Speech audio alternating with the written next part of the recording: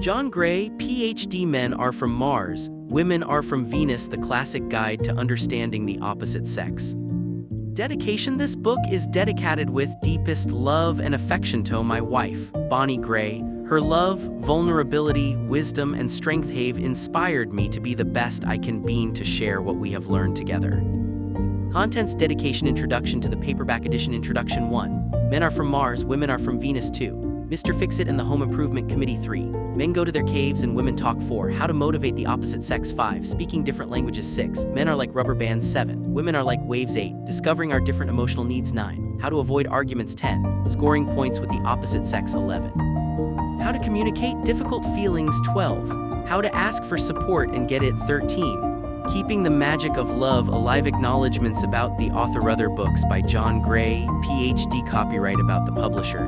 Introduction to the paperback edition. This book has truly helped millions of readers, myself included. It will probably assist you as well.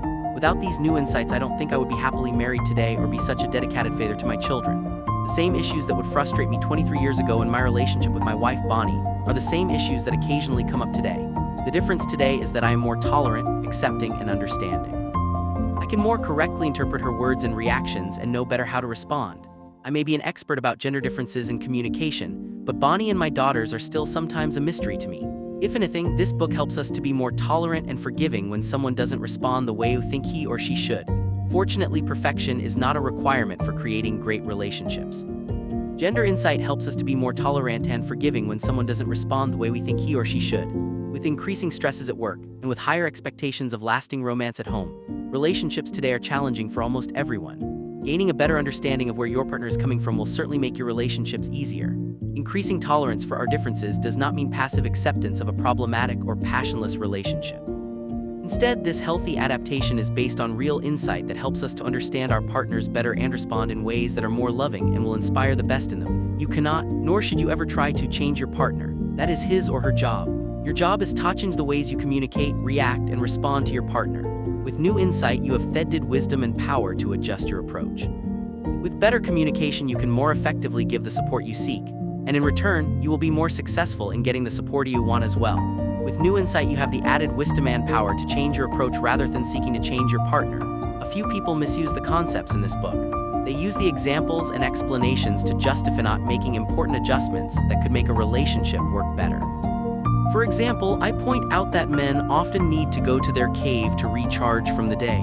This, however, doesn't justify staying in the cave all the time. On the other hand, I also point out that women generally have a greater need to share feelings as a way of coping with stress. This doesn't mean a woman can just go on and on or expect a man to stop and listen to whatever she has to say whenever she feels like it. Unfortunately, even good insights can be misused. But if you're seeking to use these insights to understand your partner better, to respect others in the ways that are important to them, and to communicate your needs in a way that they can understand, then this book can work for you. If you're seeking to use these insights to respect others in the ways that are important to them, this book can work for you. In my travels, while waiting for a plane or while signing books at an event, there's always some couple that will approach me with a similar story. They were previously divorced, and after reading the book, they are now happily remarried to each other. When I wrote Men Are From Mars, Women Are From Venus 12 years ago, I knew it would enrich relationships and even save many on the brink of divorce. But I had no idea so many people would return to their partners after a divorce or breakup, and then start over with each other and make their relationship work. Certainly, there are some people who say it didn't save a troubled relationship, but in most cases they go on to say they were better off without their partner. Many people report that reading this book after a failed relationship helped them to make sense of past relationships that didn't work out. This then gave them the encouragement to move on and the skills to successfully find love. Most people read this book simply to enrich the quality of their relationships. For certain, you will discover new insights to help you improve communication and be more successful in achieving your personal goals. Even if one idea helps you to understand and support your partner, friend, business associate, parent, or child, then it is certainly well worth your interest and investment of time. One small but significant change can have a lasting and dramatic impact. Ironically, the same ideas that enrich a healthy relationship will also assist couples in overcoming more challenging problems. This book does not directly address the challenges of a dysfunctional relationship, but it does provide a new twist on the ways we communicate and interpret the other sex. With this insight, communication is automatically improved. With a sense of greater cooperation, hope increases, and then love is often reignited. With love and good communication, most problems, even the big problems, can be solved and resolved. By first addressing the small problems, the bigger problems sometimes just vanish or are easily resolved. The same ideas that enrich a healthy relationship will also assist couples in overcoming more challenging problems. During the 20 years I have been teaching the ideas in this book, the delivery has evolved, but the basic ideas in this book are still the foundation. Instead of adding more chapters to this book, it went on to write more books building on these basic ideas. You can think of this book as a primer for understanding and communicating with the opposite sex. It can then be applied in practically all kinds of relationships and at all ages. In my subsequent books, I went on to apply the ideas of men are from Mars, women are from Venus to different areas of life where gender understanding is essential. Regarding finding a date, dating, living together, and the engagement process, I wrote Mars and Venus on a date. Regarding long-term relationships and marriage, I wrote Mars and Venus together forever. Regarding the secrets of great sex, I wrote Mars and Venus in the bedroom. For individuals recovering from the loss of love, whether through breaking up, divorce, or a death, I wrote Mars and Venus starting over. For those in healthy relationships wishing to sustain those good feelings and grow in love, I wrote Men Are From Mars, Women Are From Venus Book of Days, a series of short essays for each day of the year. For couples experiencing more challenging problems like infidelity, violence, and addictions, I wrote Mars and Venus in Love. For parents wanting to communicate more effectively with their little Martians and Venusians, I wrote Children Are From Heaven. For those seeking to achieve a competitive edge through gender-based communication skills, I wrote How to Get What You Want at Work. For those suffering from serious illness and seeking empowerment through practical self-healing skills and techniques, I wrote Practical Miracles for Mars and Venus. For those seeking greater personal success, I wrote How to Get What You Want and Want What You Have. Finally, in response to recent research on our hormonal differences as well as differences in brain chemistry, I developed and wrote the Mars and Venus Diet and Exercise Solution. Gender insight also directly relates to our health, happiness, weight management, and ability to create and sustain the hormones of lasting romance. Writing these different books has been an exciting journey for me, because as an expert on the differences between men and women, there is always so much more to learn. Not only are our stylists off communicating different, but our brains, hormones, stress reactions, nutritional requirements, and exercise requirements are different as well. With each passing year, more studies are published that verify and help popularize these essential insights. We are all conditioned to a great degree by small but consistent experiences of our partner. Without an understanding that men and women are supposed to be different, it is such a temptation to think men shouldn't be that way or women shouldn't react that way. For some, it sounds fine to say men or women should be the same, but it is unrealistic and will actually make things worse. When we expect our partners to be more like us, we are automatically giving them the message that they are not good enough the way they are. You are not good enough is definitely not a loving message, even though you may be feeling very loving when you think it. Women particularly feel a warmth, a love, while they are planning to improve their man. It is certainly true that a woman's love will inspire a man to become all that he can be, but it is up to him to make that change. Her job is to communicate her love in a way that truly supports him. The same, of course, is true for men. It is not a man's job to fix a woman. She doesn't need fixing. Most of the time, she just needs more understanding and affection, and her heart will warm up again and her ice will begin to sparkle. Historically, we have always known men and women are different, but until Men Are From Mars, Women Are From Venus was published, most people didn't have a clear reference point to understand our differences in a positive light and in a manner that made sense. At this historic time, when men and women are working side by side for the first time and are expecting more romance and intimacy at home than in previous generations, this new insight is essential.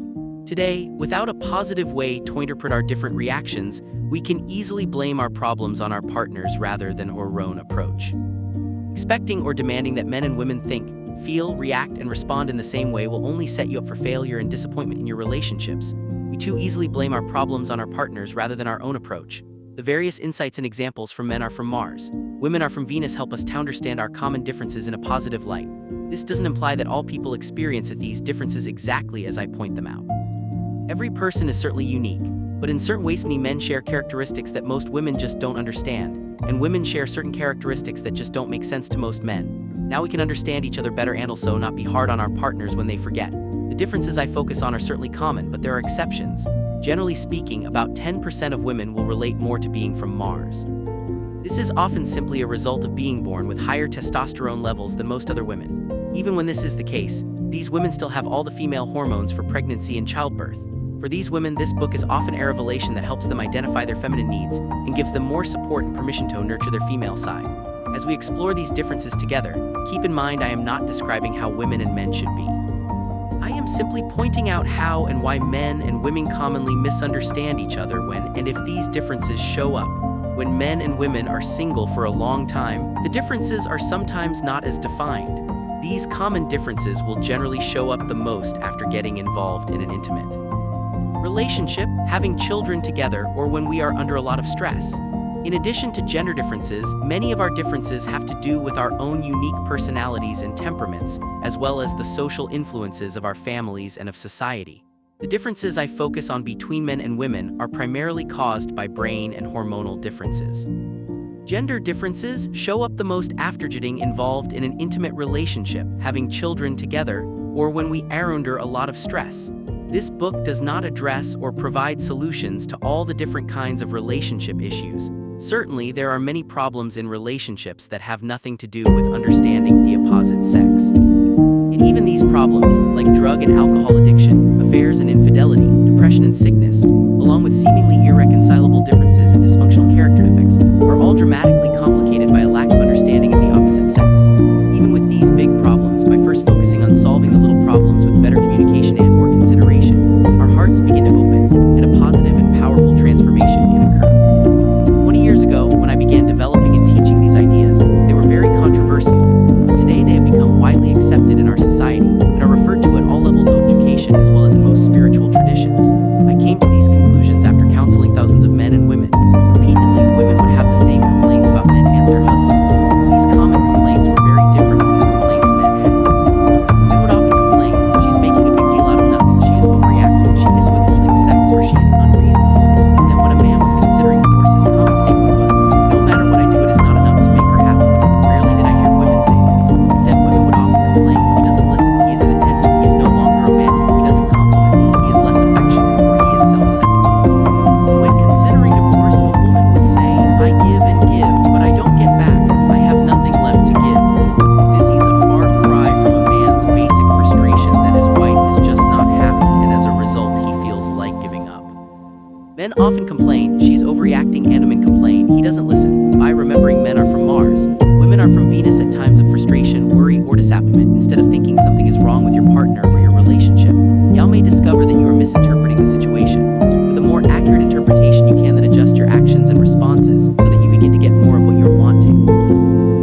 Example, when a man is distant, rather than assuming he is not interested in her or imagining that he is mad at her, a woman can instead realize that he is just recuperating from a stressful day. With this insight, she is free from worry and knows to give him space to be in his cave, and eventually he will come out. Or when a woman is talking about the problems of her day, rather than assuming she is looking for solutions and giving solutions, a man can instead recognize that she is just needing to talk about her day, and as a result, she will feel better. With this insight, he is free to relax and listen without trying to interrupt with solutions. As in both of these examples, when we know what is really happening and what is required, relationships become so much easier. This book has been so helpful to so many people because it simply helps us to correctly interpret the situation. After reading a few pages, you will begin to laugh at your own mistakes. With this lighthearted reaction, it becomes easier to relax and not take yourself or your partner's mistakes so seriously. When we can lighten up, it becomes easy to remember all the good times and the qualities and characteristics of someone rather than focusing on the negative. It is also a comfort to know that your issues are similar to others. So many people report that it seems I have been following them around and listening in on their conversations. When we correctly interpret a situation, it is never as bad as we thought. Often on my travels, both men and women will come up to me and say, "Oh, you wrote the book." It is the book because it is the book they refer to again and again. I hope that after you read this book, you will refer back to it again and again. It is unrealistic to think that in a few days we can learn a completely different language. Likewise, it is unrealistic to assume that after one or two readings to your partner, or you will be able to remember the subtleties of our differences. Use this book to let yourself or your partner ease up on each other, and you will be using it to create more love in your life. Above all else, love is giving, compassionate, and forgiving. If these insights help you to keep your heart open, then they have served their purpose. 12 years after writing Men Are From Mars, Women Are From Venus, it is a great pleasure to share how these ideas have helped millions of men and women around the world. On a lighter note, I feel like a proud father bragging about my children. But on a different note, I feel greatly honored. Each day my life is enriched by the comments and appreciation of others who have read and benefit from these ideas. I am most grateful, and I thank you for opening your heart to consider these ideas as a helpful guide in your journey to give and receive love. The world certainly needs it. Thank you for letting me make a difference in your life, and may you always grow in love and feel your greatness every day. You certainly deserve it. John Gray, June 12, 2003, Mill Valley, California. Introduction. A week after our daughter Lauren was born, my wife Bonnie and I were completely exhausted. Each night Lauren kept waking us. Bonnie had been torn in the delivery and was taking painkillers. She could barely walk. After 5 days of staying home to help, I went back to work. She seemed to getting better. While I was away, she ran out of pain pills. Instead of calling me at the office, she asked one of my brothers who was visiting to purchase more. My brother, however, did not return with the pills. Consequently, she spent the whole day in pain taking care of a newborn. I had no idea that her day had been so awful. When I returned home, she was very upset. I misinterpreted the cause of her distress and thought she was blaming me. She said, "I've been in pain all day. I ran out of pills. I've been stranded in bed and nobody cares." I said defensively, "Why didn't you call me?" She said, "I asked your brother, but he forgot. I've been waiting for him to return all day. What am I supposed to do? I can barely walk. I feel so deserted." At this point I exploded. My fuse was also very short that day. I was angry that she hadn't called me. I was furious that she was blaming me when I didn't even know she was in pain. After exchanging a few harsh words, I headed for the door. I was tired, irritable, and had heard enough. We had both reached our limits. Then something started to happen that would change my life. Bonnie said, "Stop, please don't leave. This is when I need you the most. I'm in pain. I haven't slept in days. Please listen to me." I stopped for a moment to listen. She said, "John Gray, you're a fair weather friend. As long as I'm sweet, loving Bonnie, you air her for me, but as soon as I'm not, you walk right out that door." Then she paused and her eyes filled up with tears. As her tone shifted, she said, "Right now I'm in pain. I have nothing to give. This is when I need you the most. Please come over here and hold me. You don't have to say anything. I just need to feel your arms around me. Please don't go." I walked over and silently held her. She wept in my arms. After a few minutes, she thanked me for not leaving. She told me that she just needed to feel me holding her. At that moment, I started to realize the real meaning of love, unconditional love. I had always thought of myself as a loving person, but she was right. I had been a fair weather friend. As long as was happy and nice, I loved back. But if she was unhappy or upset, I would feel blamed and then argue or distance myself. That day, for the first time, I didn't leave her. I stayed and it felt great. I succeeded in giving to her when she really needed me. This felt like real love, caring for another person, trusting in our love, being there at her hour of need. I marveled at how easy it was for me to support her when I washed on the way. How had I missed this? She just needed me to go over and hold her. Another woman would have instinctively known what Bonnie needed. But as a man, I didn't know that touching, holding, and listening were so important to her. By recognizing these differences, I began to learn a new way of relating to my wife. I would have never believed we could resolve conflict so easily. In my previous relationships, I had become indifferent and unloving at difficult times, simply because I didn't know what else to do. As a result, my first marriage had been very painful and difficult. This incident with Bonnie revealed to me how I could change this pattern. It inspired my 7 years of research to help develop and refine the insights about men and women in this book. By learning in very practical and specific terms about how men and women are different, I suddenly began to realize that my marriage did not need to be such a struggle. With this new awareness of our differences, Bonnie and I were able to improve dramatically our communication and enjoy each other more. By continuing to recognize and explore our differences, we have discovered new ways to improve all our relationships. We have learned about relationships in ways that our parents never knew and or could not have taught us. As I began sharing these insights with my counseling clients, their relationships were also enriched. Literally thousands of those who attended my weekend seminar saw their relationships dramatically transform overnight. 7 years later, individuals and couples still report successful benefits. I received pictures of happy couples and their children, with letters thanking me for saving their marriage. Although their love saved their marriage, they would have divorced if they hadn't gained a deeper understanding of the opposite sex. Susan and Jim have been married 9 years. Like most couples, they started out loving each other, but after years of increasing frustration and disappointment, they lost their passion and decided to give up. Before getting a divorce, however, they attended my weekend relationship seminar. Susan said, "We have tried everything to make this relationship work. We are just too different." During the seminar, they were amazed to learn that their differences were not only normal, but could be expected. They were comforted that other couples had experienced the same patterns of relating. In just 2 days, Susan and Jim gained a totally new understanding of men and women. They fell in love again. Their relationship miraculously changed. No longer heading toward a divorce, they looked forward to sharing the rest of their lives together. Jim said, "This information about our differences has given me back my wife. This is the greatest gift I could ever receive. We're loving each other again." 6 years later, when they invited me to visit their new home and family, they were still loving each other. They were still thanking me for helping them to understand each other and stay married. Although almost everyone would agree that men and women are different, how different is still indefinite for most people. Many books in the last 10 years have forged ahead, attempting to define these differences. Though important advances have been made, many books are one-sided and unfortunately reinforce mistrust and resentment toward the opposite sex. One sex is generally viewed as being victimized by the other. A definitive guide was needed for understanding how healthy men and women are different. To improve relations between the sexes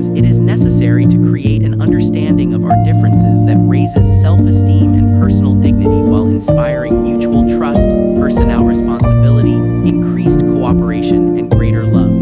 As a result of questioning more than 25,000 participants in my relationship seminars, I have been able to define in positive terms how men and women are different. As you explore these differences, you will feel walls of resentment and mistrust melting down. Opening the heart results in greater forgiveness and increased motivation to give and receive love and support. With this new awareness, you will, I hope, go beyond the suggestions in this book and continue to develop ways in which you can relate lovingly to the opposite sex. All of the principles in this book have been tested and tried. At least 90% of the more than 250,000 individuals questioned have enthusiastically recognized themselves in these descriptions. If you find yourself nodding your head while reading this book, saying, yes, yes, this is me you're talking about, then you are definitely not alone. And just as others have benefited from applying the insights in this book, you can as well. Men are from Mars, women are from Venus reveals new strategies for reducing tension in relationships and creating more love by first recognizing in great detail how men and women are different. It then offers practical suggestions about how to reduce frustration and disappointment and to create increasing happiness and intimacy. Relationships do not have to be such a struggle. Only when we do not understand one another is there tension, resentment, or conflict. So many people are frustrated in their relationships. They love their partners, but when there is tension, they do not know what to do to make things better. Through understanding how completely different men and women are, you will learn new ways for successfully relating with, listening to, and supporting the opposite sex. You will learn how to create the love you deserve. As you read this book, you may wonder how anybody succeeds in having a successful relationship without it. Men Are From Mars, Women Are From Venus is a manual for loving relationships. It reveals how men and women differ in all areas of their lives. Not only do men and women communicate differently, but they think, feel, perceive, react, respond, love, need, and appreciate differently. They almost seem to be from different planets, speaking different languages and needing different nourishment. This expanded understanding of our differences helps resolve much of the frustration in dealing with and trying to understand the opposite sex. Misunderstandings can then be quickly dissipated or avoided. Incorrect expectations are easily corrected. When you remember that your partner is as different from you as someone from another planet, you can relax and cooperate with the differences instead of resisting or trying to change them. Most important, throughout this book, you will learn practical techniques for solving the problems that arise from our differences. This book is not just a theoretical analysis of psychological differences, but also a practical manual for how to succeed in creating loving relationships. The truth of these principles is self-evident and can be validated by your own experience as well as by common sense. Many examples will simply and concisely express what you have always intuitively known. This validation will assist you in being you and in not losing yourself in your relationships. In response to these insights, men often say, "This is exactly how I am. Have you been following me around? I no longer feel like something is wrong with me." Women often say, "Finally my husband listens to me. I don't have to fight to be validated. When you explain our differences, my husband understands. Thank you." These are but a few of the thousands of inspirational comments that people have shared after learning that men are from Mars and women are from Venus. The results of this new program for understanding the opposite sex are not only dramatic and immediate, but also long-lasting. Certainly the journey of creating a loving relationship can be rocky at times. Problems are inevitable. But these problems either can be sources of resentment and rejection or can be opportunities for deepening intimacy and increasing love, caring, and trust. The insights of this book are not a quick fix to eliminate all problems. Instead, they provide a new approach whereby your relationships can successfully support you in solving life's problems as they arise. With this new awareness, you will have the tools you need to get the love you deserve and to give your partner the love and support he or she deserves. I make many generalizations about men and women in this book. Probably you will find some comments truer than others. After all, we are unique individuals with unique experiences. Sometimes in my seminar, couples and individuals will share that they relate to the examples of men and women, but in an opposite way.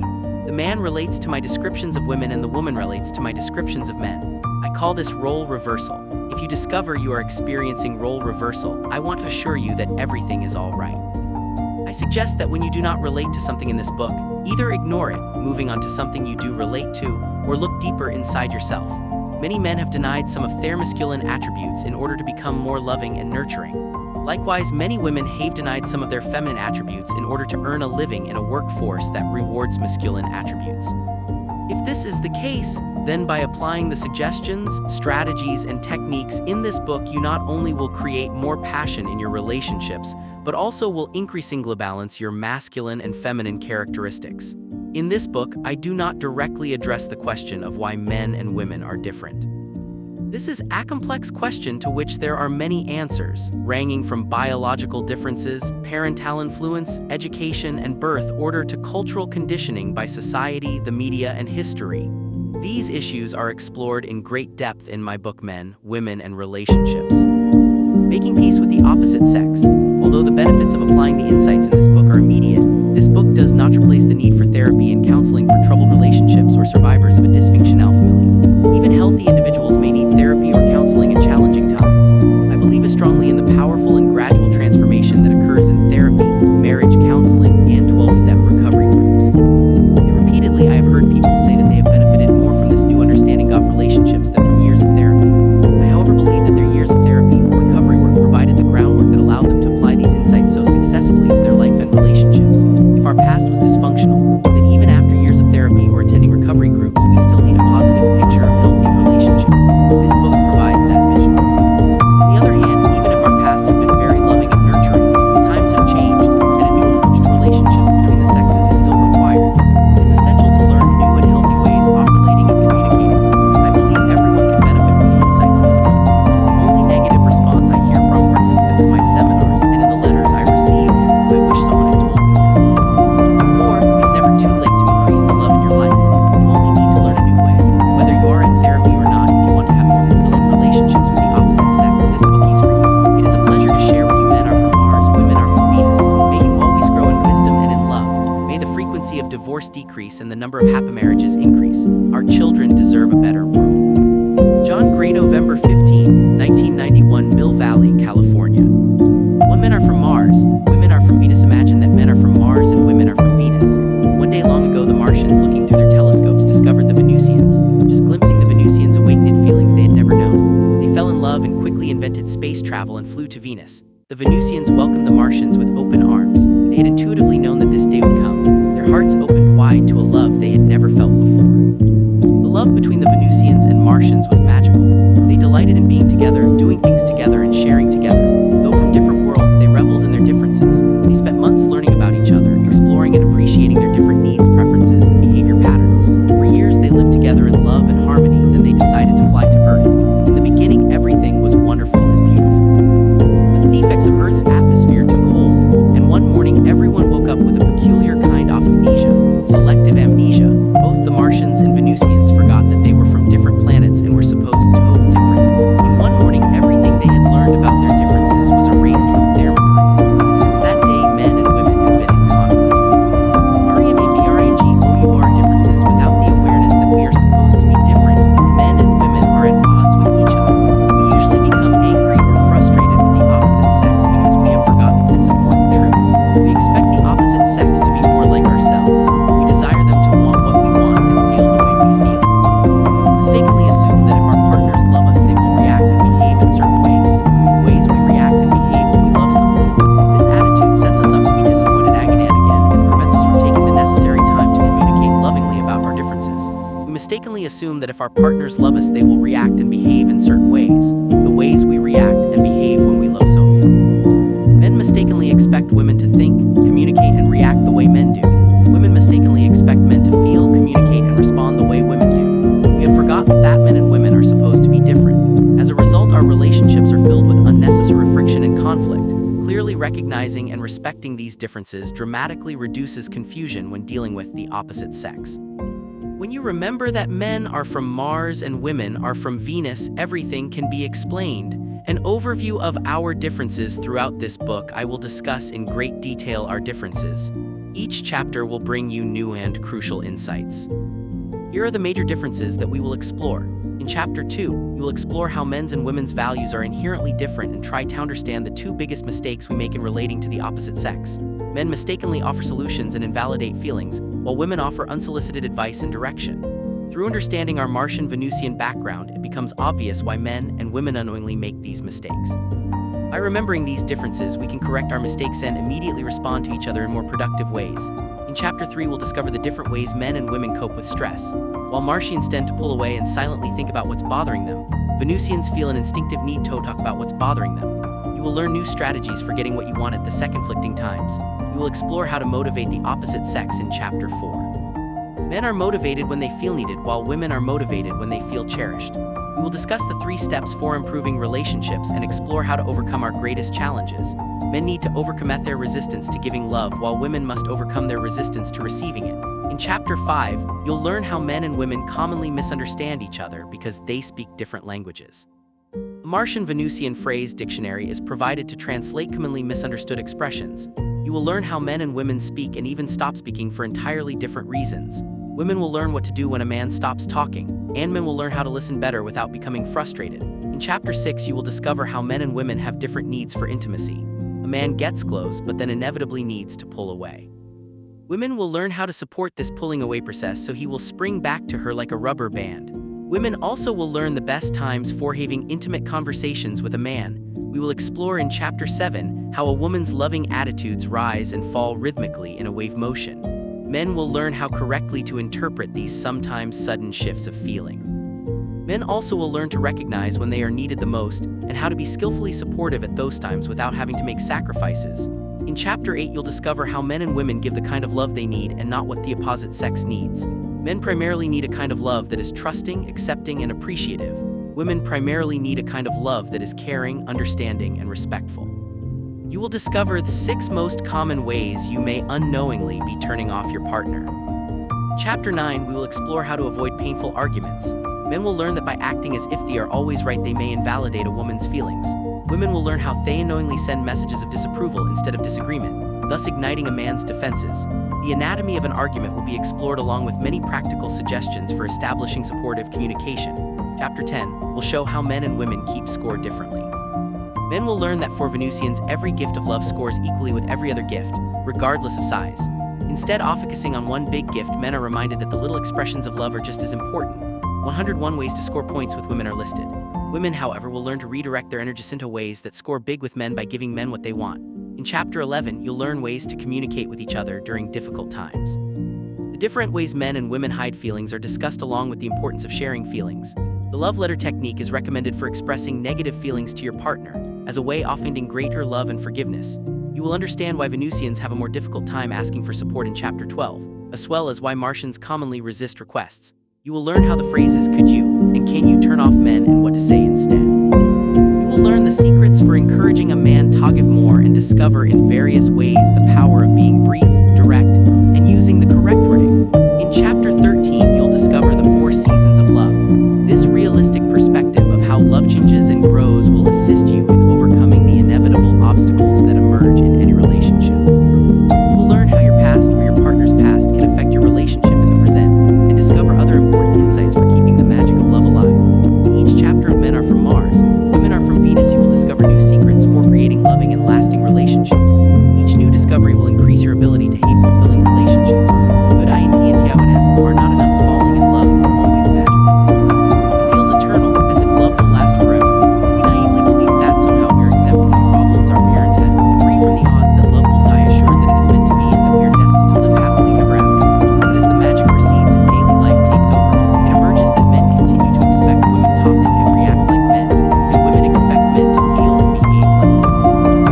Without a clear awareness of our differences, we do not take the time to understand and respect each other. We become demanding, resentful, judgmental, and intolerant. With the best and most loving intentions, love continues to die. Somehow the problems creep in, the resentments build, communication breaks down, mistrust increases, rejection and repression result. The magic of love is lost. We ask ourselves, how does it happen? Why does it happen? Why does it happen to us? To answer these questions, our greatest minds have developed brilliant and complex philosophical and psychological models. Yet still the old patterns return. Love dies. It happens to almost everyone. Each day, millions of individuals are searching for a partner to experience that special loving feeling. Each year, millions of couples join together in love, and then painfully separate because they have lost that loving feeling. From those who are able to sustain love long enough to get married, only 50% stay married.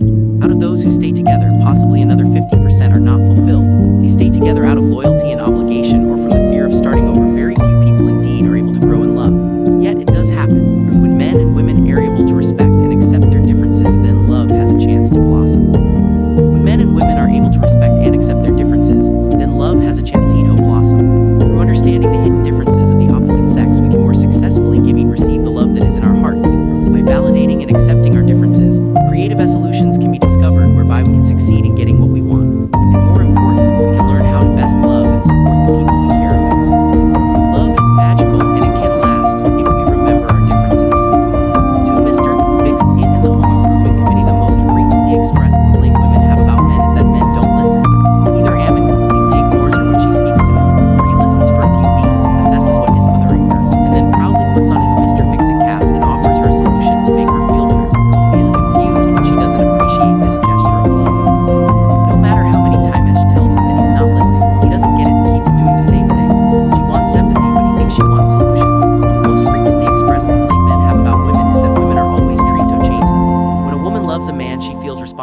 assist him in growing and tries to help him improve the way he does things.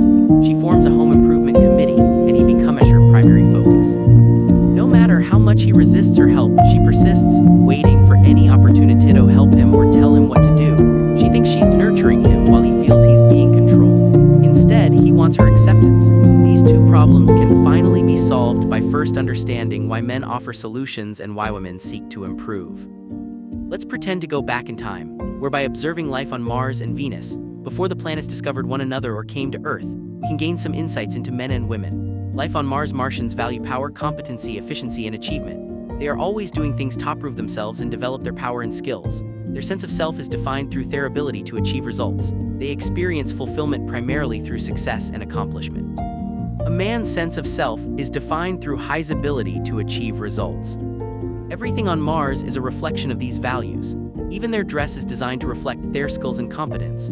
Police officers, soldiers, businessmen, scientists, cab drivers, technicians, and chefs all wear uniforms or at least hats to reflect their competence and power. They don't read magazines like Psychology Today, Self, or People. They are more concerned with outdoor activities like hunting, fishing, and racing cars. They are interested in the news, weather, and sports and couldn't care less about romance novels and self-help books. They are more interested in objects and things rather than people and feelings. Even today on Earth, while women fantasize about romance, men fantasize about powerful cars, faster computers, gadgets, gizmos, and new more powerful technology. Men are preoccupied with the things that can help them express power by creating results and achieving their goals. Achieving goals is very important to a Martian, because it is a way for him to prove his competency and thus feel good about himself. And for him to feel good about himself, he must achieve these goals be himself. Someone else can't achieve them for him. Martians pride themselves in doing things all by themselves. Autonomy is a symbol of efficiency, power, and competence. Understanding this Martian characteristic can help women understand why men resist so much being corrected or being told what to do. To offer a man unsolicited advice is to presume that he doesn't know what to do, or that he can't do it on his own. Men are very touchy about this, because the issue of competence is so very important to them. To offer a man unsolicited advice is to presume that he doesn't know what to do or that he can't do it on his own. Because he's handling his problems on his own, a Martian rarely talks about his problems unless he needs expert advice. He reasons, why involve someone else when I can do it by myself? He keeps his problems to himself unless he requires help from another to find a solution. Asking for help when you can do it yourself is perceived as a sign of weakness. However, if he truly does need help, then it is a sign of wisdom to get it. In this case, he will find someone he respects and then talk about his problem. Talking about a problem on Mars is an invitation for advice. Another Martian feels honored by the opportunity. Automatically, he puts on his Mr. Fix It hat, listens for a while, and then offers some jewels of advice. This Martian custom is one of the reasons men instinctively offer solutions when women talk about problems. When a woman innocently shares upset feelings or explores out loud the problems of hurt, a man mistakenly assumes she is looking for some expert advice. He puts on his Mr. Fix-It hat and begins giving advice. This is his way of showing love and of trying to help. He wants to help her feel better by solving her problems. He wants to be useful to her. He feels he can be valued, and thus worthy of her love when his abilities are used to solve her problems. Once he has offered a solution, however, and she continues to be upset, it becomes increasingly difficult for him to listen, because his solution is being rejected, and he feels increasingly useless. He has no idea that by just listening with empathy and interest he can be supportive. He does not know that on Venus talking about problems is not an invitation to offer a solution. Life on Venus. Venusians have different values. They value love, communication, beauty, and relationships. They spend a lot of time supporting, helping, and nurturing one another. Their sense of self is defined through their feelings and the quality of their relationships. They experience fulfillment through sharing and relating. A woman's sense of self is defined through her feelings and the quality of her relationships. Everything on Venus reflects these values. Rather than building highways and tall buildings, the Venusians are more concerned with living together in harmony, community, and loving cooperation. Relationships are more important than work and technology. In most ways, their world is the opposite of Mars. They do not wear uniforms like the Martians to reveal their competence. On the contrary, they enjoy wearing a different outfit every day according to how they are feeling. Personal expression, especially of their feelings, is very important. They may even change outfits several times a day as their mood changes. Communication is of primary importance. To share their personal feelings is much more important than achieving goals and success. Talking and relating to one another is a source of tremendous fulfillment. This is hard for a man to comprehend. He can come close to understanding a woman's experience of sharing and relating by comparing it to the satisfaction he feels when he wins a race, achieves agony, or solves a problem.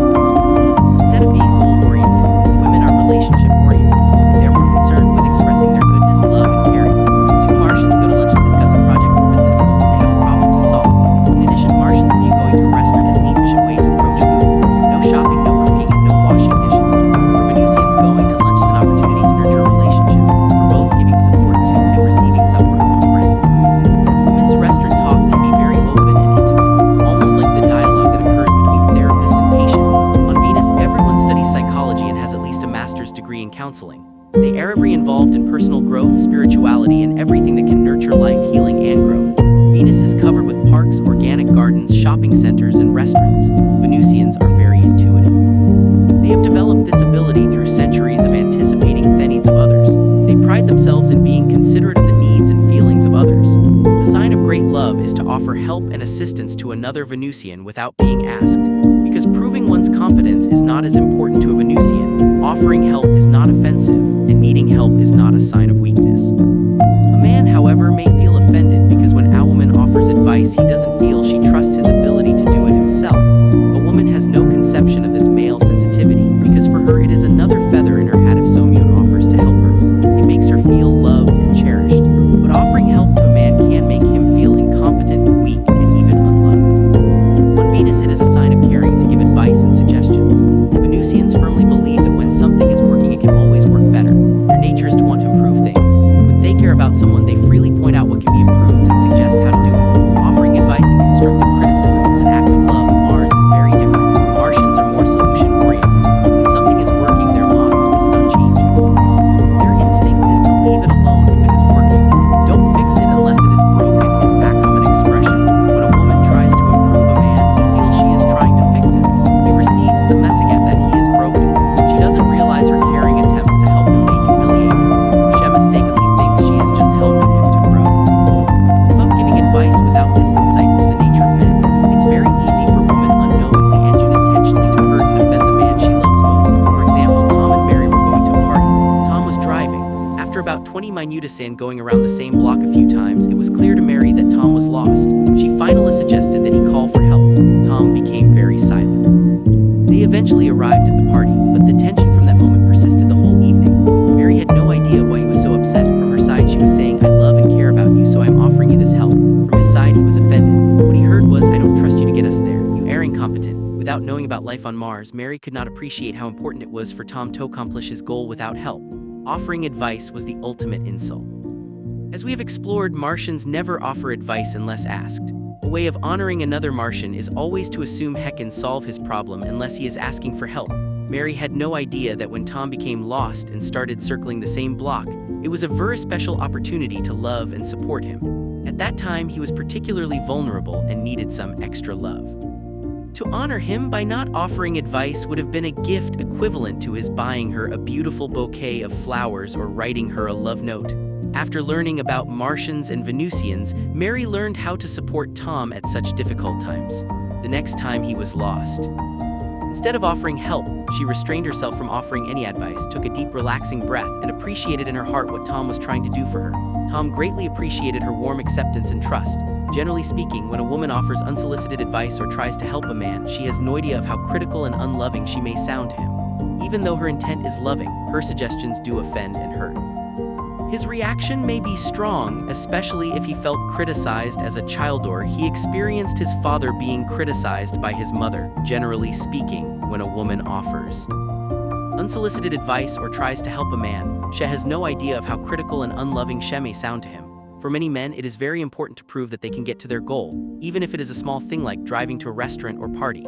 Ironically, he may be more sensitive about the little things than Thebig. His feelings are like this: if I can't be trusted to do a small thing like get us to a party, how can't you trust me to do the bigger things? Like their Martian ancestors, men pride themselves on being experts, especially when it comes to fixing mechanical things, getting places, or solving problems. These are the times when he needs her loving acceptance the most and not her advice or criticism. Learning to listen likewise. If a man does not understand how a woman is different, he can make things worse when he is trying to help. Men need to remember that women talk about problems to get close and not necessarily to get solutions. So many times a woman just wants to share her feelings about her day, and her husband, thinking he's helping, interrupts her by offering a steady flow of solutions to her problems. He has no idea which isn't pleased. Many times a woman just wants to share her feelings about her day, and her husband, thinking he is helping, interrupts her by offering a steady flow of solutions to her problems. For example, Mary comes home from an exhausting day. She wants and needs to share her feelings about the day. She says, "There is so much to do, I don't have any time for myself." Tom says, "You should quit that job, you don't have to work so hard, find something you like to do." Mary says, "But I like my job, they just expect me to change everything at a moment's notice." Tom says, "Don't listen to them, just do what you can do." Mary says, I can't believe I completely forgot to call my aunt today." Tom says, "Don't worry about it, she'll understand." Mary says, "Do you know what she is going through? She needs me." Tom says, "You worry too much, that's why you're so unhappy." Mary angrily says, "I am not always unhappy, can't you just listen to me?" Tom says, "I am listening." Mary says, "Why do I even bother?" After this conversation, Mary was more frustrated than when she arrived home seeking intimacy and companionship. Tom was also frustrated and had no idea what went wrong. He wanted to help, but his problem-solving tactics didn't work. Without knowing about life on Venus, Tom didn't understand how important it was just to listen without offering solutions. His solutions only made things worse. You see, Venusians never offer solutions when someone is talking. A way of honoring another Venusian is to listen patiently with empathy, seeking truly to understand the other's feelings. Tom had no idea that just listening with empathy to Mary express her feelings would bring her tremendous relief and fulfillment. When Tom heard about the Venusians and how much they needed Toda, he gradually learned how to listen. When Mary now comes home tired and exhausted, their conversations are quite different. They sound like this. Mary says, "There is so much to do, I have no time for me." Tom takes a deep breath, relaxes on the exhale and says, "Humph, sounds like you had a heartache." Mary says, "They expect me to change everything at a moment's notice. I don't know what to do." Tom pauses and then says, Mary says, "I even forgot to call my aunt." Tom says with a slightly wrinkled brow, "Oh no." Mary says, "She needs me so much right now, I feel so bad." Tom says, "You are such a loving person, come here, let me give you a hug." Tom gives Mary a hug and she relaxes in his arms with a big sigh of relief.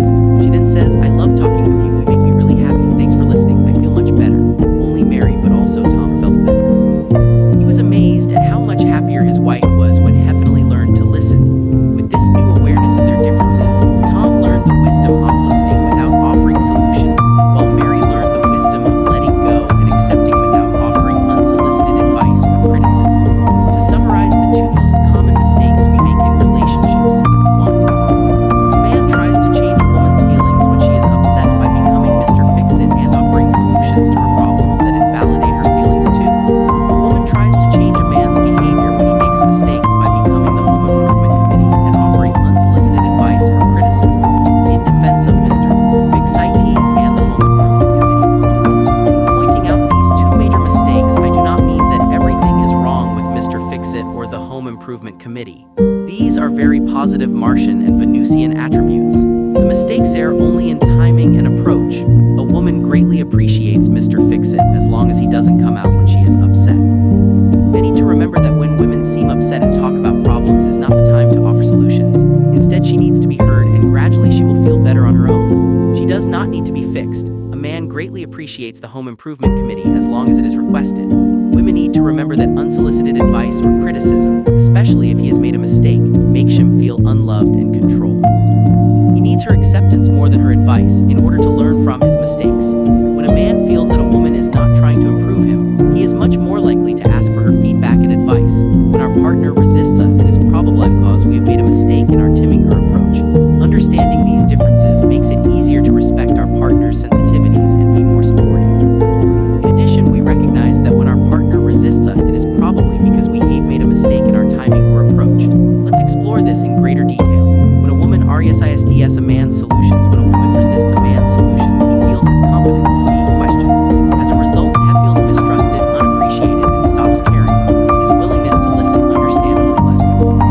By remembering that women are from Venus, a man at such times can instead understand why she is resisting him. When you reflect and discover how he was probably offering solutions at a time when she was needing empathy and nurturing, here are some brief examples of ways a man might mistakenly invalidate feelings and perceptions or offer unwanted solutions. See if you can recognize why she would resist. 1. You shouldn't worry so much. 2. That is not what I said. 3. It's not such a big deal. 4. Okay, I'm sorry, now can we just forget it? 5. Why don't you just do it? 6. But we do talk.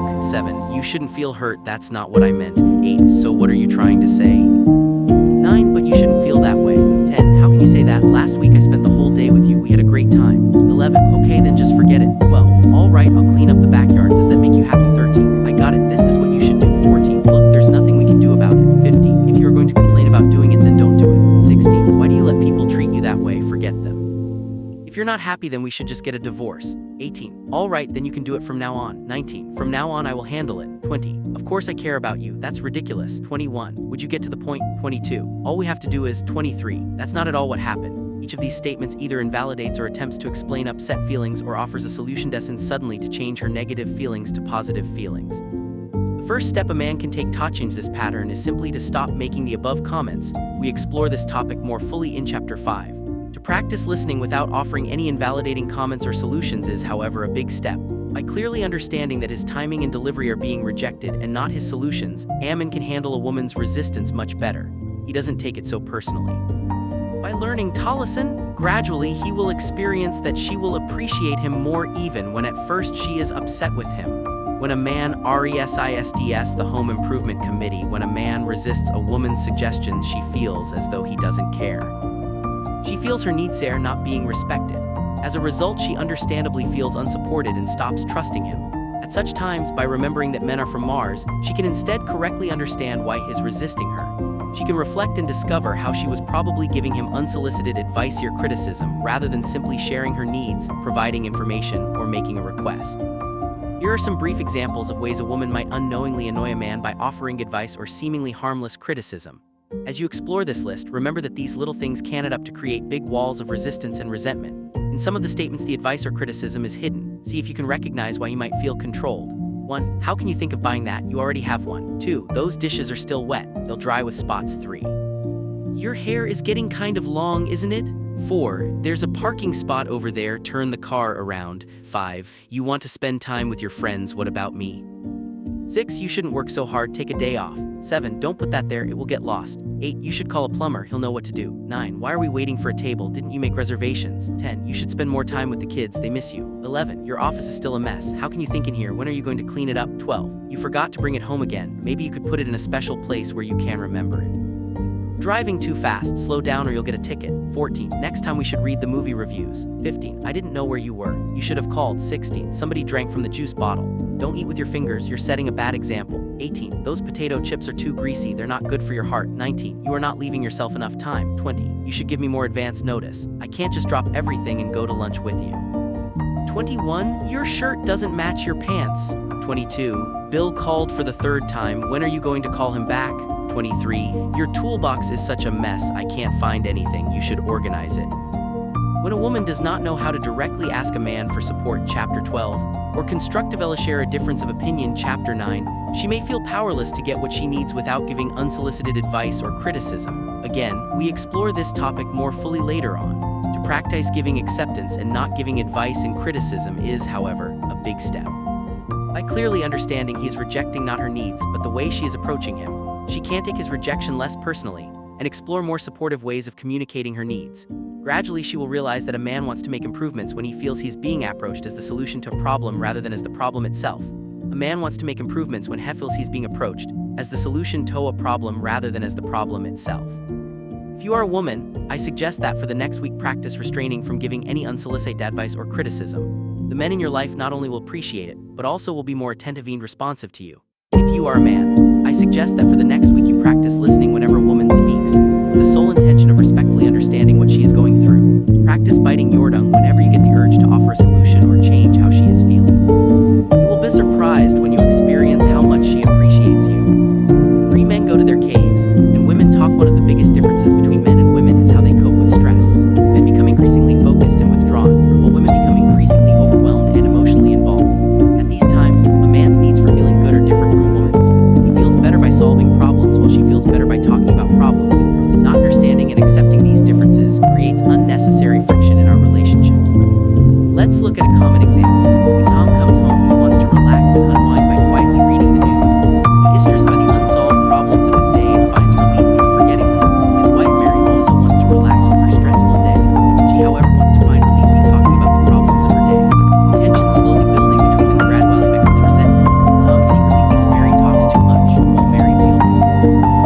Without understanding their differences, they will grow further apart. You probably can recognize this situation because it is just one of many examples where men and women are at odds. This problem is not just Tom and Mary's, but is present in almost every relationship.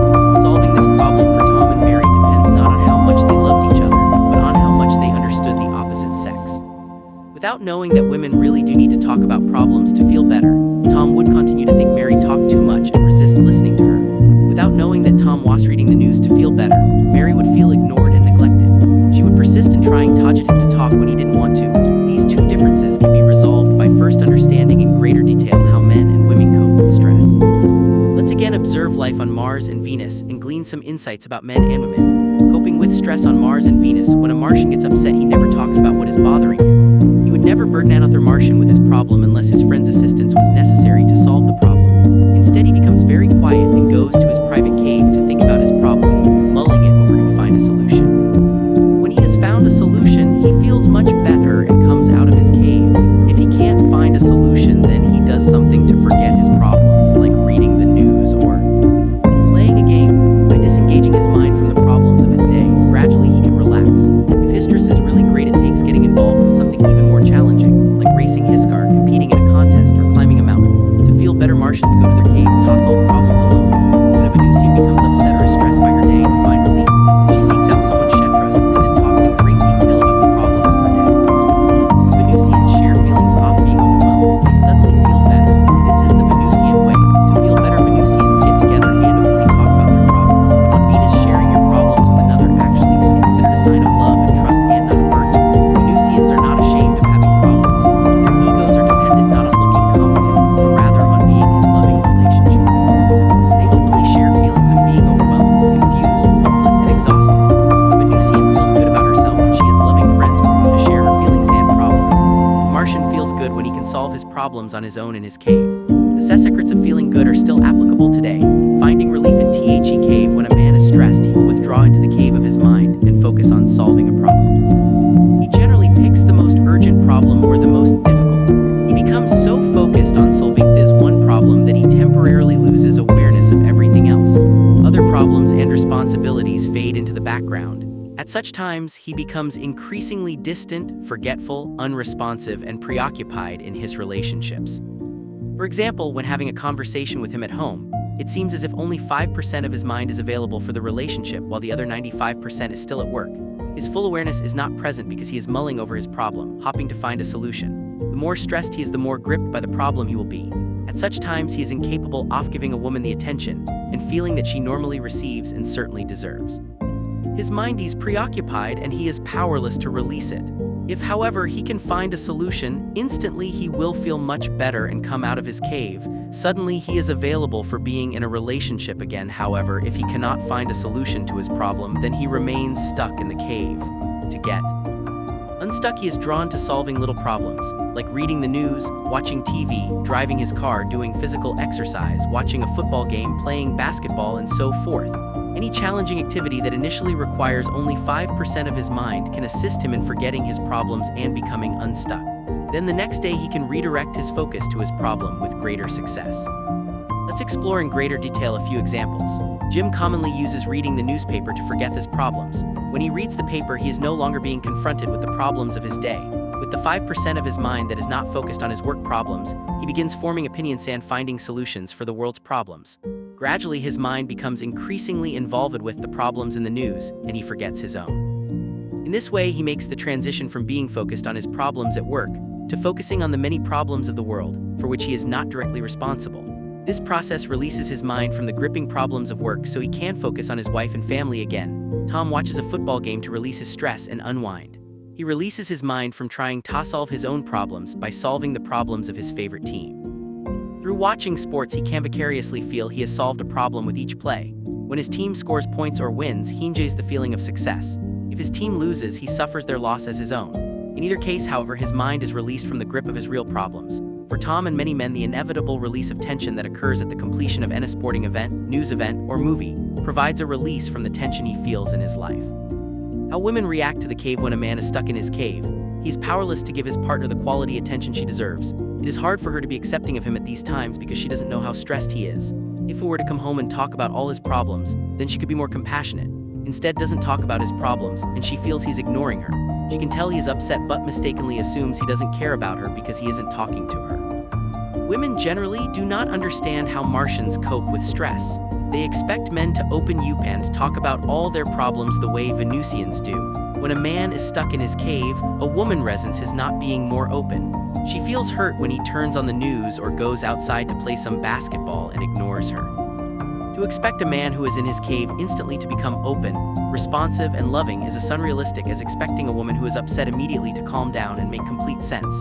It is a mistake to expect a man to always be in touch with his loving feelings, just as it is a mistake to expect a woman's feelings to always be rational and logical. When Martians go to their caves, they tend to forget that their friends may be having problems too. An instinct takes over that says, before you can take care of anybody else, you must first take care of yourself. When a woman sees a man react in this way, she generally resists it and resents the man. She may ask for his support in a demanding tone, as if she has to fight for her rights with this uncaring man. By remembering that men are from Mars, a woman can correctly interpret his reaction to stress as his coping mechanism rather than as an expression of how he feels about her. She can begin to cooperate with him to get what she needs instead of resisting him. On the other side, men generally have little awareness of how distant they become when they are in cave. As a man recognizes how withdrawing into his cave may affect women, he can be compassionate when she feels neglected and unimportant. Remembering that women are from Venus helps him to be more understanding and respectful of her reactions and feelings. Without understanding the validity of her reactions, a man commonly defends himself and they argue. These are 5 common misunderstandings. 1. When she says you don't listen, he says, what do you mean I don't listen? I can tell you everything you said. When a man is in the cave, he can record what she's saying with the 5% of his mind that he's listening. The man reasons that if he's listening with 5%, then he is listening. However, what she is asking for is his full undivided attention too. When she says, I feel like you are not even here, he says, what do you mean I'm not here? Of course I am here. Don't you see my body? He reasons that if his body is present, then she shouldn't say he is not there. However, though his body is present, she doesn't feel his full presence, and that is what she means. 3. When she says you don't care about me, he says, of course I care about you. Why do you think I'm trying to solve this problem? He reasons that because he's preoccupied with solving a problem that will in some way benefit her, she should know he cares for her. However, she needs to feel his direct attention and caring, and that is what she is really asking for. When she says, I feel like I'm not important to you, he says that's ridiculous. Of course you are important. Reasons that her feelings are invalid because he is solving problems to benefit her. Edison realized that when he focuses on one problem and ignores the problem she is bothered by, that almost any woman would have the same reaction and take it personally and feel unimportant. 5. When she says you have no feelings, you are in your head, he says, what's wrong with that? How else do you expect me to solve this problem? He reasons that she is being too critical and demanding because he is doing something that is essential for him to solve problems. He feels unappreciated. In addition, he doesn't recognize the validity of her feelings. Men generally don't realize how extremely and quickly they may shift from being warm and feeling to being unresponsive and distant. In his cave, a man is preoccupied with solving his problem and is unaware of how his indifferent attitude might feel to others. To increase cooperation, both men and women need to understand each other better. When a man begins to ignore his wife, she often takes it personally. Knowing that he is coping with stress in his own way is extremely helpful, but does not always help her alleviate the pain. At such times, she may feel the need to talk about these feelings. This is when it is important for Themen to validate her feelings. He needs to understand that she has a right to talk about her feelings off being ignored and unsupported, just as he has a right to withdraw into his cave and not talk. If she does not feel understood, then it is difficult for her to release her hurt. Finding relief through talking. When a woman is stressed, she instinctively feels the need to talk about her feelings and all the possible problems that are associated with her feelings. When she begins talking, she does not prioritize the significance of any problem. If she is upset, then she is upset about it all, big and small. She is not immediately concerned with finding solutions to her problems, but rather seeks relief by expressing herself and being understood. By randomly talking about her problems, she becomes less upset. A woman under stress is not immediately concerned with finding solutions to her problems, but rather seeks relief by expressing herself and being understood. As a man under stress tends to focus on one problem and forget others, a woman under stress tends to expand and become overwhelmed by all problems. By talking about all possible problems without focusing on problem solving, she feels better. Through exploring her feelings in this process, she gains a greater awareness of what is really bothering her, and then suddenly she is no longer overwhelmed. To feel better, women talk about past problems, future problems, potential problems, even problems that have no solutions. The more talk and exploration, the better they feel. This is the way women operate. To expect otherwise is to deny a woman her sense of self. When a woman is overwhelmed, she finds relief through talking in great detail about her various problems.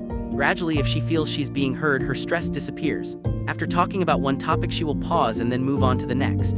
In this way, she continues to expand, talking about problems, worries, disappointments, and frustrations. These topics need not be in any order and tend to be logically unrelated. If she feels she is not being understood, her awareness may expand even further, and she may become upset about more problems. Just as a man who is stuck in the cave needs little problems to distract him, a woman who doesn't feel heard will need to talk about other problems that are less immediate to feel relief. To forget her own painful feelings, she may become emotionally involved in the problems of others. In addition, she may find relief through discussing the problems of her friends, relatives, and associates.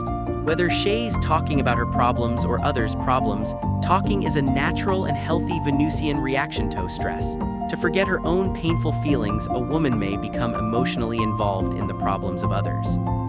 How men react when women need to talk. When women talk about problems, men usually resist. A man assumes she's talking with him about their problems because she's holding him responsible. The more problems, the more he feels blamed. He does not realize that she's talking to feel better. A man doesn't know that she will appreciate it if he just listens. Martians talk about problems for only two reasons. They are blaming someone or they are seeking advice. If a woman is really upset, a man assumes she's blaming him. If she seems less upset, then he assumes she is asking for advice. If he assumes she is asking for advice, then he puts on his Mr. Fix-It hat to solve her problems. If he assumes she is blaming him, then he draws his sword to protect himself from attack. In both cases, Hasoon finds it difficult to listen. If he offers solutions to her problems, she just continues talking about more problems. After offering 2 or 3 solutions, he expects her to feel better. This is because Martians themselves feel better with solutions, as long as they have asked for a solution to be offered. When she doesn't feel better, he feels his solutions have been rejected, and he feels unappreciated. On the other hand, if he feels attacked, then he begins to defend himself. He thinks if he explains himself that she will stop blaming him. The more he defends himself, however, the more upset she becomes. He doesn't realize that explanations are not what she needs. She needs him to understand her feelings and let her move on to talk about more problems. If he is wise and just listens, then a few moments after she's complaining about him, she will change the subject and talk about other problems as well. Men also become particularly frustrated when a woman talks about problems that he can do nothing about. For example, when a woman is stressed, she could complain, "I'm not getting paid enough at work. My Aunt Louise is getting sicker and sicker. Each year she gets sicker. Our house just isn't big enough. This is such a dry season. When is it going to rain? We are almost overdrawn in our bank account." A woman might make any of the above comments as a way of expressing her worries, disappointments, and frustrations. She may know that nothing more can be done to solve the set problems, but to find relief, she still needs to talk about them. She feels supported if the listener relays her frustration and disappointment. She may, however, frustrate her male partner, unless he understands that she just needs to talk about it, and then she will feel better. Men also become impatient when women talk about problems in great detail. A man mistakenly assumes that when a woman talks in great detail that all the details are necessary for him to find a solution to her problem. He struggles to find their relevance and becomes impatient. Again, he doesn't realize that she is looking not for a solution from him, but for his caring and understanding. In addition, listening is difficult for a man because he mistakenly assumes there is a logical order when she randomly changes from one problem to another. After she has shared 3 or 4 problems, she becomes extremely frustrated and confused, trying logically to relate these problems. Another reason a man may resist listening is that he is looking for the bottom line. He cannot begin formulating his solution until he knows the outcome. The more details she gives, the more he is frustrated while listening. His frustration is lessened if he can remember that she is greatly benefiting me talking about the details. If he can remember that talking in detail is helping her to feel good, then can relax. Just as a man is fulfilled through working out the intricate details of solving a problem, a woman is fulfilled through talking about the details of her problems. Just as a man is fulfilled through working out the intricate details of solving a problem, a woman is fulfilled through talking about the details of her problems. Something a woman can do to make it a little easier for a man is to let him know in advance the outcome of the story and then go back and give the details. Avoid keeping him in suspense. Women commonly enjoy letting the suspense build because it brings more feeling into the story. Another woman appreciates this build-up, but a man can be easily frustrated. The degree to which a man does not understand a woman is the degree to which he will resist her when she is talking about problems. As a man learns more how to fulfill a woman and provide her emotional support, he discovers that listening is not so difficult. More important, if a woman can remind a man that she just wants to talk about her problems, that he doesn't have to solve any of them, it can help him to relax and listen. How the Martians and Venusians found peace. The Martians and Venusians lived together in peace because they were able to respect their differences. The Martians learned to respect that Venusians needed to talk to feel better. Even if he didn't have much to say, he learned that by listening he could be very supportive. The Venusians learned to respect that Martians needed to withdraw to cope with stress. The cave was no longer a great mystery or cause for alarm. But the Martians realized that even when they felt they were being attacked, blamed, or criticized by the Venusians, it was only temporary. Soon the Venusians would suddenly feel better and be very appreciative and accepting. By learning to listen, the Martians discovered how much the Venusians really thrived on talking about problems. Each Martian found peace of mind when he finally understood that a Venusian's need to talk about their problems was not because he was failing her in some way. In addition, he learned that once a Venusian feels heard, she stops dwelling on her problems and becomes very positive. With this awareness, a Martian was able to listen without feeling responsible for solving all her problems. Many men and even women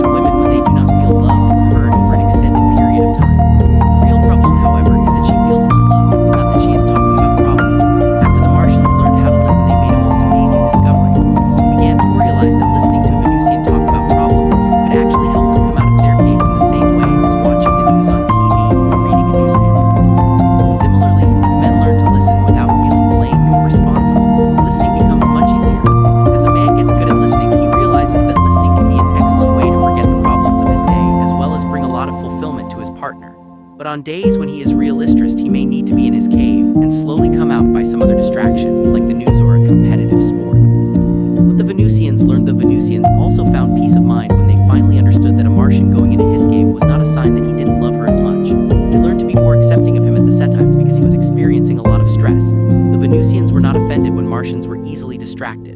When a Venusian talked and a Martian became distracted, she would very politely stop talking, stand there and wait for him to notice. Then she would begin talking again. She understood that sometimes it was hard for him to give his full attention. The Venusians discovered that by asking for the Martians' attention in a relaxed and accepting manner, the Martians were happy to redirect their attention. When the Martians were completely preoccupied and in their caves, the Venusians also did not take it personally. They learned that this was not the time to have intimate conversations, but a time to talk about problems with their friends or have fun and go shopping. When the Martians thereby felt loved and accepted, the Venusians discovered that the Martians would more quickly come out of their caves. Or how to motivate the opposite sex. Centuries before the Martians and Venusians got together, they had been quite happy living in their separate worlds. Then one day everything changed. The Martians and Venusians on their respective planets suddenly became depressed.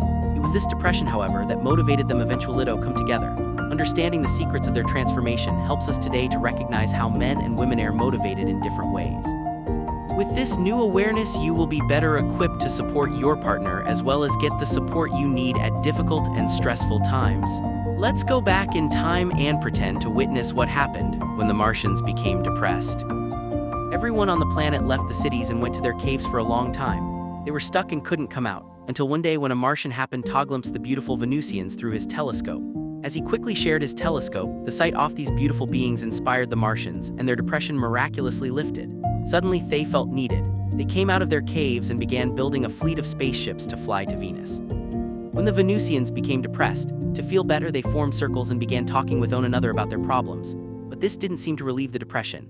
They stayed depressed for a long time until through their intuition they experienced a vision. Strong and wondrous beings, the Martians would be coming across the universe to love, serve, and support them. Suddenly they felt cherished. As they shared their vision, their depression lifted, and they happily began preparing for the arrival of the Martians. Men are motivated and empowered when they feel needed. Women are motivated and empowered when they feel cherished. These secrets of motivation are still applicable. Men are motivated and empowered when they feel needed. When a man does not feel needed in a relationship, he gradually becomes passive and less energized. With each passing day, he has less to give the relationship. On the other hand, when he feels trusted to do his best to fulfill her needs and appreciated for his efforts, he is empowered and has more to give. Like the Venusians, women are motivated and empowered when they feel cherished. When a woman does not feel cherished in a relationship, she gradually becomes compulsively responsible and exhausted from giving too much. On the other hand, when she feels cared for and respected, she is fulfilled and has more to give as well. When a man loves a man falling in love with a woman is similar to what took place when the first Martian discovered the Venusians. Stuck in his cave and unable to find the source of his depression, he was searching Thesky with his telescope. As if he had been struck by lightning, in one glorious moment his life was permanently changed. He had glimpsed through his telescope a vision he described as awesome beauty and grace. He had discovered the Venusians. His body lit on fire. As he watched the Venusians, for the first time in his life he began to care about someone other than himself. From just one glimpse his life had new meaning. His depression lifted. Martians have a win-lose philosophy. I want to win and I don't care if you lose. As long as each Martian took care of himself, this formula worked fine. It worked for centuries, but now it needed to be changed. Giving primarily to themselves was no longer as satisfying. Being in love, they wanted the Venusians to win as much as themselves. In most sports today, we can see an extension of this Martian competitive code. For example, in tennis, I not only want to win, but also try to make my friend lose by making it difficult for him to return me shots. I enjoy winning even though my friend loses. Most of these Martian attitudes have a place in life, but this win-lose attitude becomes harmful in our adult relationships. If I seek to fulfill my own needs at the expense of my partner, we're sure to experience unhappiness, resentment, and conflict. The secret of forming a successful relationship is for both partners to win. Differences attract. After the first Martian fell in love, he began manufacturing telescopes for all his brother Martians. Very quickly they all came out of their depressions. They too began to feel love for the Venusians. They started to care about the Venusians as much as themselves. The strange and beautiful Venusians were a mysterious attraction to the Martians. Their differences especially attracted the Martians. Where the Martians were hard, the Venusians were soft. Where the Martians were angular, the Venusians were round. Where the Martians were cool, the Venusians were warm. In a magical and perfect way, their differences seemed to complement each other. In an unspoken language, the Venusians communicated loud and clear.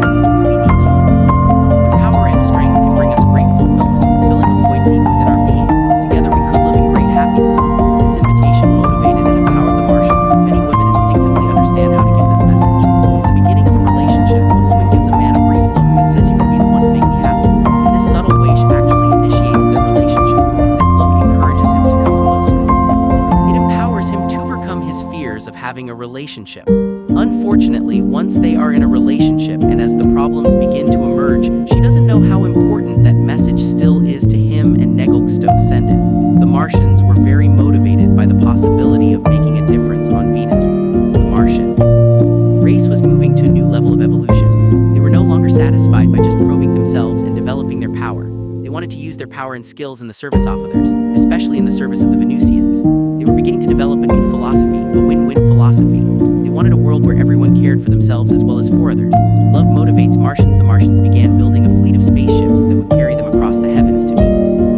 They had never felt so alive. Through glimpsing the Venusians, they were beginning to have unselfish feelings for the first time in their history. Similarly, when a man is in love, he is motivated to be the best he can be in order to serve others. When his heart is open, he feels so confident in himself that he is capable of making major changes. Given the opportunity to prove his potential, he expresses his best self. Only when he feels he cannot succeed does he regress back to his old selfish ways. When a man is in love, he begins to care about another as much as himself. He is suddenly released from the binding chains of being motivated for himself alone and becomes free to give to another, not for personal gain but out of caring. He experiences his partner's fulfillment as if it were his own. And can easily endure any hardship to make her happy because her happiness makes him happy. His struggles become easier. He is energized with a higher purpose. Given the opportunity to prove his potential, Hammond expresses his best self. Only when he feels he cannot succeed does he regress back to his old selfish ways. In his youth, he can be satisfied by serving himself alone, but as he matures, self-gratification is no longer as satisfying. To experience fulfillment, he must begin to live his life motivated by love. Being inspired to give in such a free and selfless way liberates him from the inertia of self-gratification devoid of caring for others. Although he still needs to receive love, his greatest need is to give love. Most men are not only hungry to give love but are starving for it. Their biggest problem is that they do not know what they are missing. They rarely saw their fathers succeed in fulfilling their mothers through giving. As a result, they do not know that a major source of fulfillment for a man can come through giving. When his relationships fail, he finds himself depressed and stuck in his cave.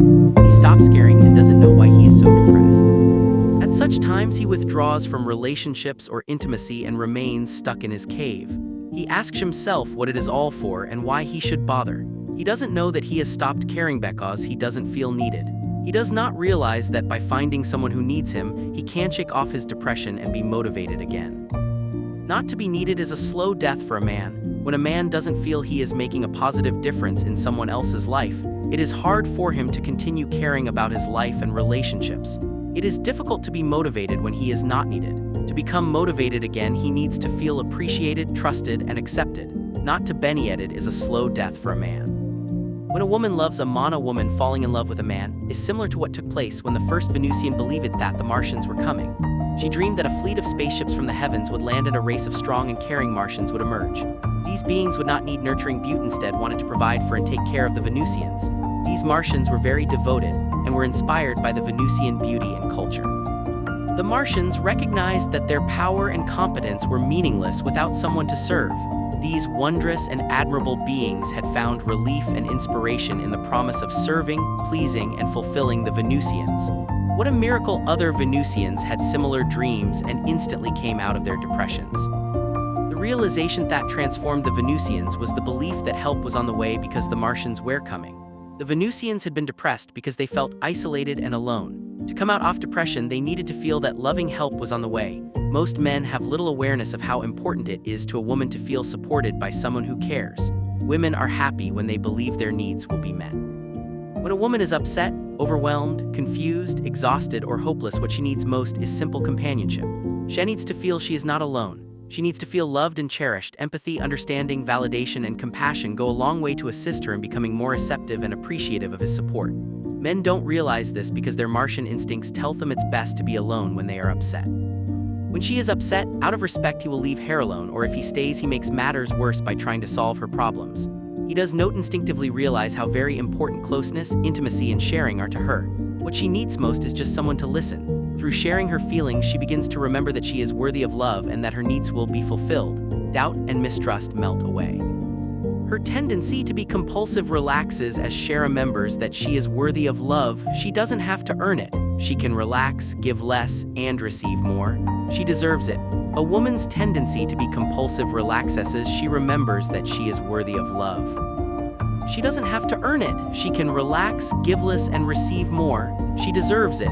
Too much giving is tiring to deal with their depression. The Venusians were busy sharing their feelings and talking about their problems. as they talked they disco.